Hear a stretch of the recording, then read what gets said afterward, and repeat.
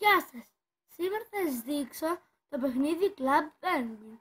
Εδώ πέρα, όπως βλέπετε στον υπολογιστή μου, έχω μπει στον χάρτη. Εδώ πέρα είναι τα μέρη που μπορούμε να πάμε με τον πιγκουίνο μας. Εδώ πέρα είναι τα παιχνίδια που παίζουμε. Εδώ πέρα είναι οι αγορές που μπορούμε να κάνουμε. Και εδώ πέρα είναι τα παιχνίδια και οι αγορές των ζώων μας.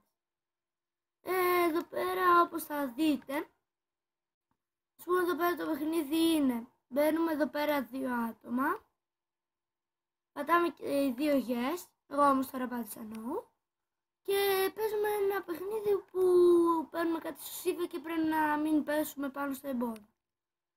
Εδώ πέρα δεν έχει κανένα παιχνίδι. Εδώ πέρα είναι ο Ιερός Ναός που παίζουμε παιχνίδια με κάρτες, όπως βλέπετε. Εδώ πέρα είναι το Card Jitsu. Εδώ πέρα είναι το Card Jitsu Fire. Εδώ πέρα είναι το Card Jitsu Water. Και εδώ πέρα είναι το Card Jitsu Snow.